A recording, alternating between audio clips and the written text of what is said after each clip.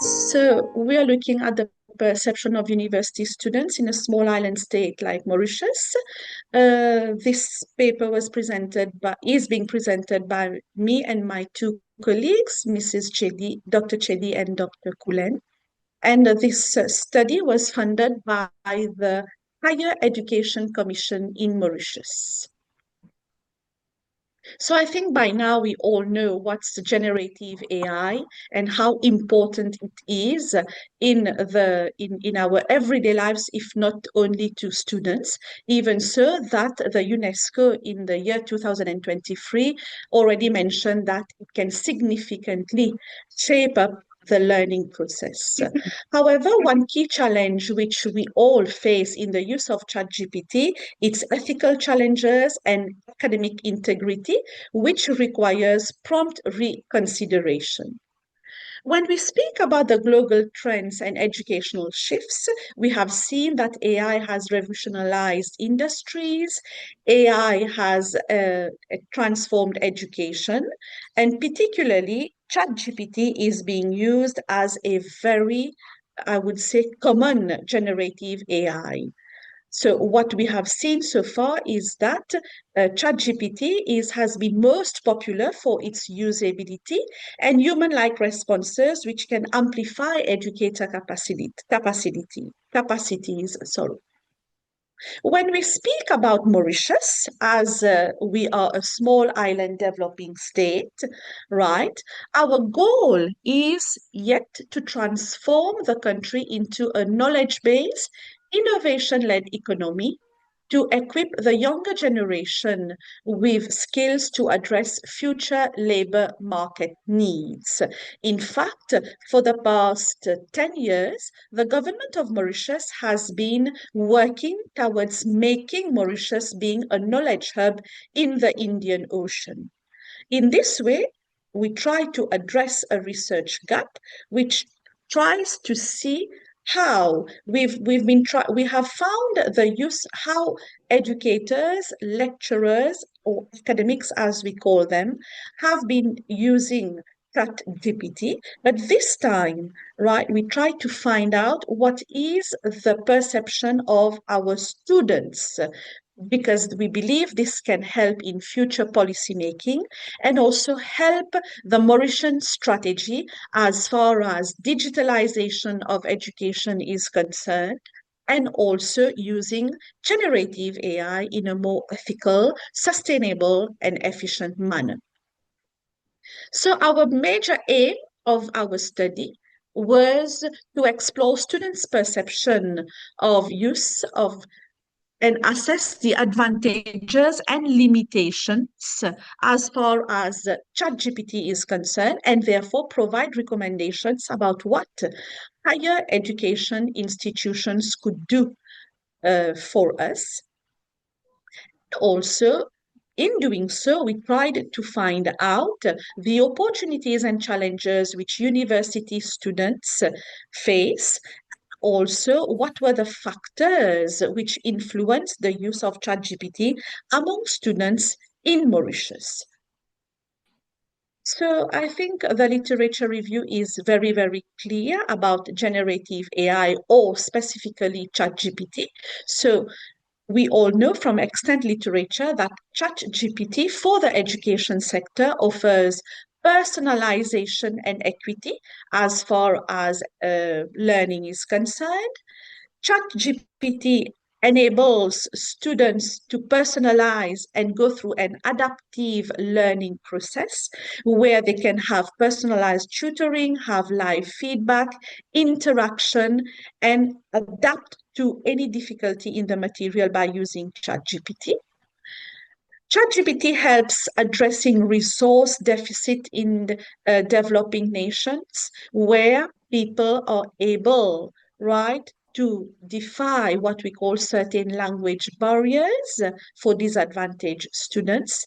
And as such, when we speak about ChatGPT, it is also known to mitigate certain risks, such as bias and human oversight, and also AI technologies improve critical thinking. As we can see, ChatGPT becomes a very useful tool as far as maybe I would say underdeveloped or small island developing countries are concerned. Now, what's our conceptual or theoretical focus? We look at the necessity of integration in terms of AI integration and pedagogical shift. We also try to see the shift in the educator's role. What's the perception of students as far as their lecturers or academic is concerned is also part of our research. Also, how far can LLMs, if you want, large language models, be integrated into learning processes? The methodology that we use, we adopted a quantitative stance through, we used an online survey which had 4 sections. As you can see, we tested the demographics in terms of age, year of study, and even the subjects that the students were taking at the university. We then gauged the overall experience that they had in using ChatGPT for their learning purposes. Then we measured their perception using the technology adoption model dimensions. I'll come to that at a later time when we go through the results. And also we probed into their ethical considerations. After having got ethical clearance from the Ministry of Education in Mauritius, we sent out an invite to all universities to take part in the study, and 5 out of the 6 universities contacted agreed to take part. It's good to know that out of the 5 universities, we had 3 public universities and 2 private universities. We had 382 or more participants were required to have a confidence level of 95%. So we had a turnout of 515 students who took part in the survey, which was opened for 1 month. And we use SPSS version 26 to analyze data which we obtained. So these are the basic data in terms of socio-demographic profile of our respondents. We had, the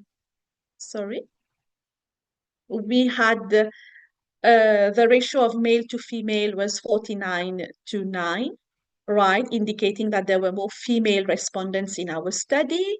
Most of our respondents were 18 to 24 years old, and 84 of them were enrolled in undergraduate programs, whereas 15 were enrolled on postgraduate programs. 131 were in their first year, 177 in the second, 95 and 112 respondents were enrolled in their final or third year of study.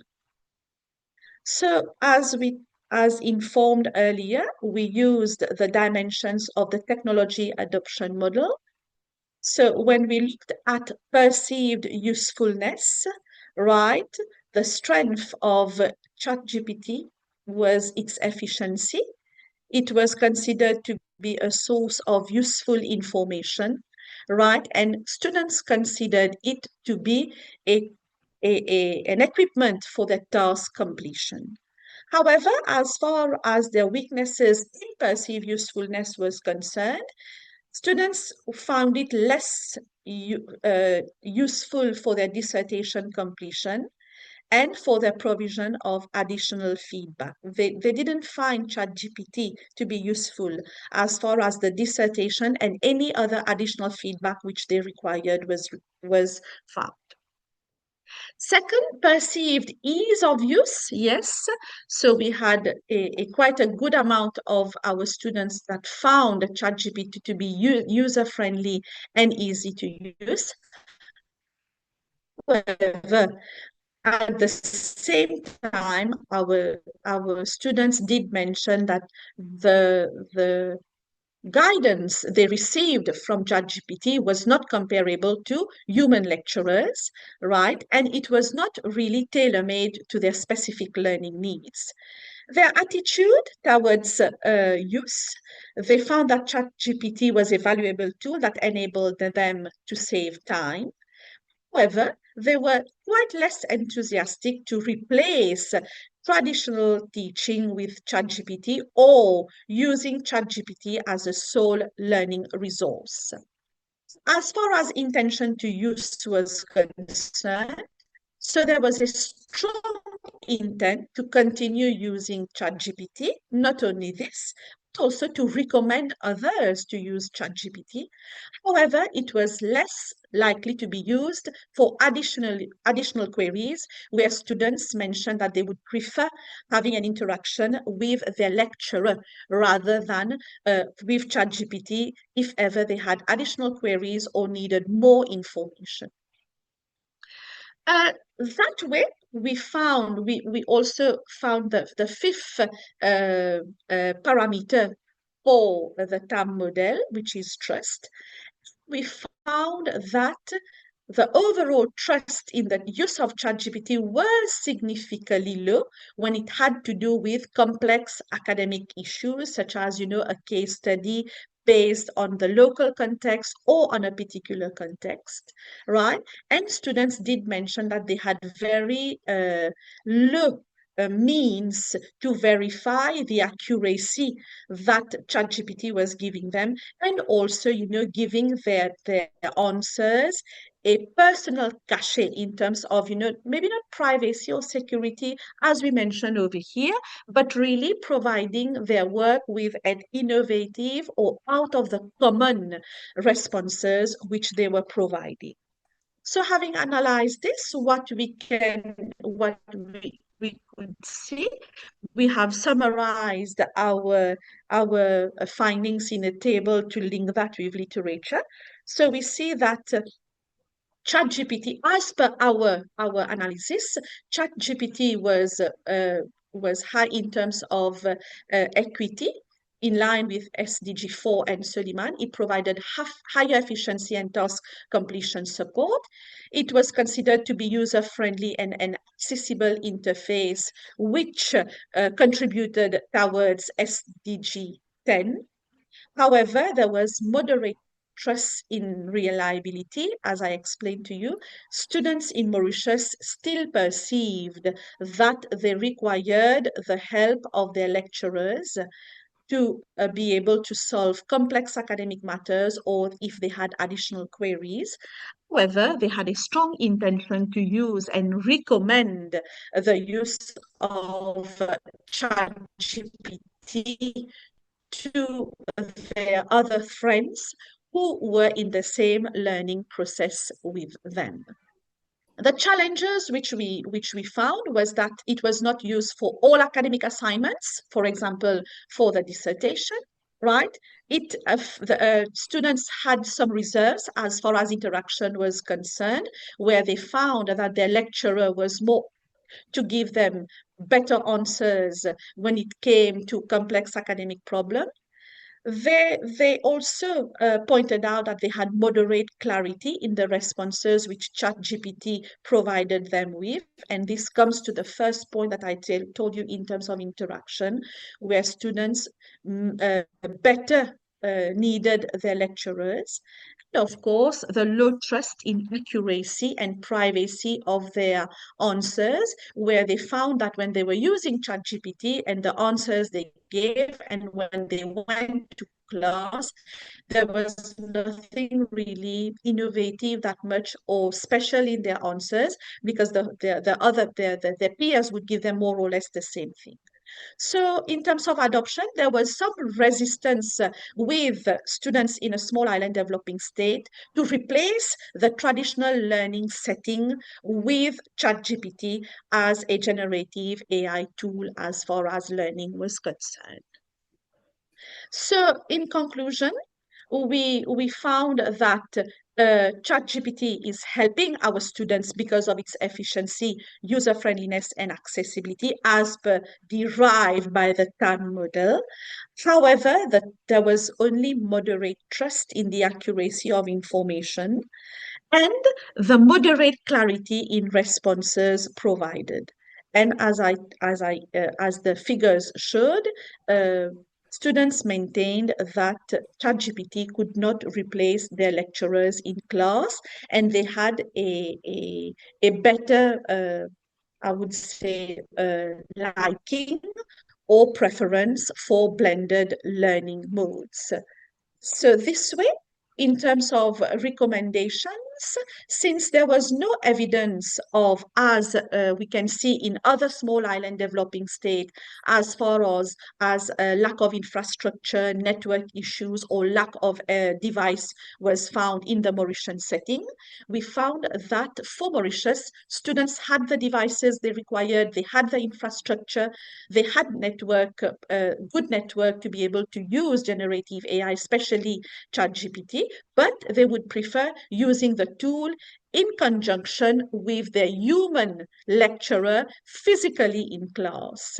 So in terms of our recommendations, uh, we would uh, maybe recommend that when policies are formulated as far as ChatGPT is concerned, view the different parameters that we have measured, we found that maybe some more barriers, or if you want, categorization of the ethical use of generative AI could be provided to students in terms of what is permissible and what is not permissible, and also to maintain, as Mauritius is already doing, the blended mode of learning where students are allowed to use ChatGPT in their learning process. However, to strengthen the position of the resource person or the academic in their learning journey so that they are able to tackle more complex academic assignments, including the dissertation or case studies or context-specific assignments. So that was all. I'm sorry I had to be very quick because of the time limitation. But if you have any other questions, I'm available right now or even by email, or the full paper has already been sent to the conference organizers. You can anytime go through the paper and get back to us. So that was a little bit of a finding from a small island state of Mauritius. I thank you all for your kind attention, and I'm ready for any questions or comments that you might be having. Thank you very much.